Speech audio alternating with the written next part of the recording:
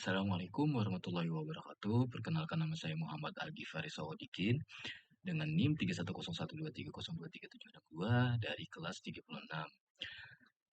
Di sini saya akan mempresentasikan prediksi penggunaan gas alam bulanan menggunakan CRISP DM dengan metode forecasting.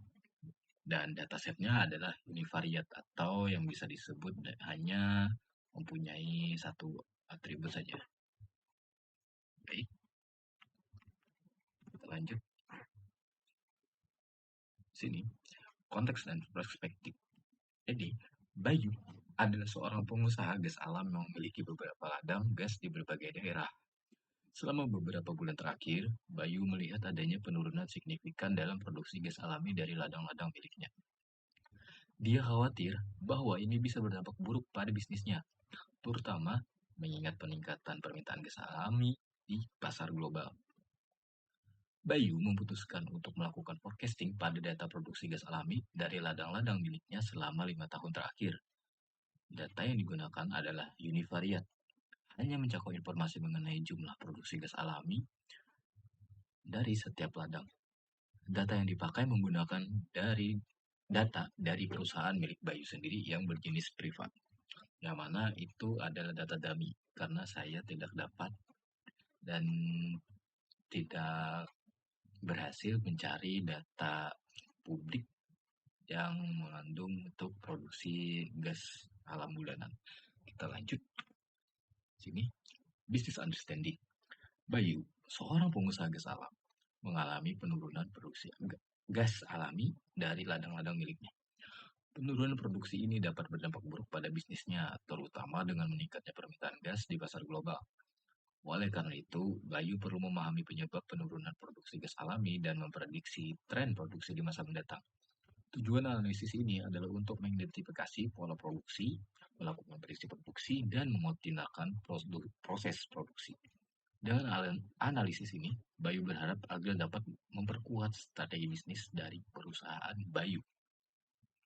Oke, jadi di sini tadi sesuai yang saya katakan, yaitu data source-nya saya membuat data dummy, yaitu dataset privat yang disimpan dalam arsip perusahaan Pak Bayu. Jadi di sini kita langsung ke rapid miner-nya untuk menjelaskan ada berapa atribut di datanya tersebut. Oke, jadi saya run dulu. Oke, jadi data awal memiliki hanya dua atribut, satu time series dan satu bilangan integer atau numerik. Nah, ini numerik ya semuanya numerik, nggak ada yang polinominal atau binominal. Oke, kita lanjut. Untuk atributnya tadi ada dua, yaitu year month dan gas production MMCF. Year month ini adalah tanggal awal bulan setiap produksi. Jadi setiap awal bulan itu didata berapa rata-rata dalam per bulan gitu.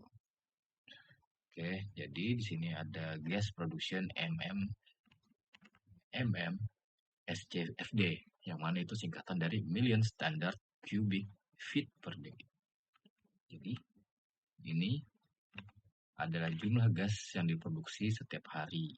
Jadi di sini semuanya ada di sini datanya produksi gas yang diproduksi setiap bulannya. Oke, kita lanjut ke slide berikutnya. Jadi setelah data understanding ada namanya data preparation. Di sini kita melakukan pengecekan apakah ada data yang missing atau bahkan invalid. Jadi di sini saya sudah melakukan pengecekan dengan data yang saya buat, tidak ada data yang missing maupun yang invalid. Oke, kita lanjut. Nah, sekarang kita ke tahap modeling, itu desain. Oke, di sini saya sudah menggunakan 3 buah operator. Satu yaitu read Excel, yang mana teman-teman sudah banyak yang tahu, yaitu di sini fungsinya untuk mengambil file Excel dan membacanya di program data miner untuk dilakukan proses data mining menggunakan CRIPS-DM. Terus di sini ada windowing. Windowing ini berfungsi untuk hanya untuk dataset yang univariate, karena fungsi ini adalah untuk mengembangkan dari satu atribut menjadi beberapa atribut yang nantinya akan bisa dilakukan forecasting dari sananya, karena forecasting tidak bisa dilakukan hanya dengan satu atribut. Oke, lanjut. Di sini saya sudah melakukan setting terhadap windowing-nya. Sini atribut filter type single, karena kita hanya mempunyai satu data atribut, yaitu cash production MSCFD. Terus kita window size, kita run dulu. Window size itu jumlah banyaknya pengembangan data dari atribut yang tadi. Nah, cara kerja dari windowing ini adalah bisa ini. Oh, salah. Oke, begini. Jadi, sini kan tadi berapa? Tiga window size. Nah, jadi ini data ini tetap di sini. Terus karena 3 tadi, jadi 1, 2, 3 itu ini ke sini, ini ke sini, terus ini ke sini. Dan jadilah gini. Oh, terbalik ya. Jadi ini yang ke atas, ini 23. Aduh, yang 23 ini ke samping sini, terus yang 25. Oh, yang 25 ke samping 23, 21 ke samping 25. Oke, paham? Mungkin tidak paham, mohon maaf. Ya begitulah pokoknya. Oke, jadi di sini ada linear regression, ini rumus yang digunakan untuk mencari ini coefficient, standard error, standard coefficient, tolerance, t-state, bla bla bla bla, untuk mencari itu semuanya. Oke, lanjut. Kita lanjut ke slide berikutnya, yaitu evaluation dataset training. Nah, dataset training itu adalah, oh ini bukan dataset training, tapi harusnya ini adalah dataset testing. Mohon maaf, saya salah menuliskan judulnya. Terus ini kita kerapin miner langsung. Nah, saya di sini sudah membuatkan juga untuk modelingnya bagaimana. Di sini seperti tadi ada read Excel, windowing, sama linear regression. Tapi di sini ada tambahan lagi, yaitu read Excel satu lagi dan windowing yang kedua, dan apply model sama performance regression. Jadi di sini yang di atas, bagian atas ini, nah, bagian atas ini mereka akan mentraining data, semua data yang ada di sini menggunakan rumus ini untuk melakukan prediksi. Jadi jadi program ini akan memprediksi bagaimana nantinya ini akan keluar hasilnya, berapa hasil yang akan keluar dari prediksi si rumus ini tadi. Jadi di training di atas ini. Terus data ini adalah data dummy lagi yang digunakan untuk testing. Seperti namanya testing, yaitu mencoba. Jadi setelah di training, ini harus kita coba dulu apakah bisa atau tidak, windowingnya sama. Nah, ya, jadi mohon maaf tadi rekaman saya terputus karena OBS-nya tiba-tiba crash. Jadi saya akan menjelaskan ulang untuk windowing ini. Tadi kan saya menjelaskannya tidak bisa jika berbeda. Nah, jadi window size-nya itu harus sama. Misalkan di sini 3, maka di sini harus 3. Untuk versi windowing tadi seperti yang saya jelaskan di sebelumnya, yaitu di training itu untuk memperbanyak atribut.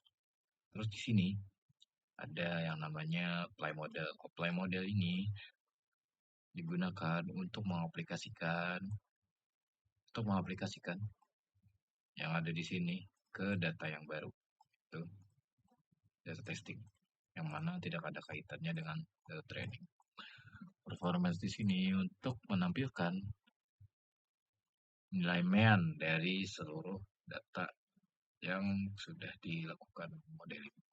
Jadi di sini nanti akan tampil MEAN-nya berapa. Oke, langsung kita jalankan. Ini dia hasil dari linear regression-nya. Oke, ini dia prediction-nya lumayan jauh bedanya. Karena ya data yang saya gunakan hanya sedikit.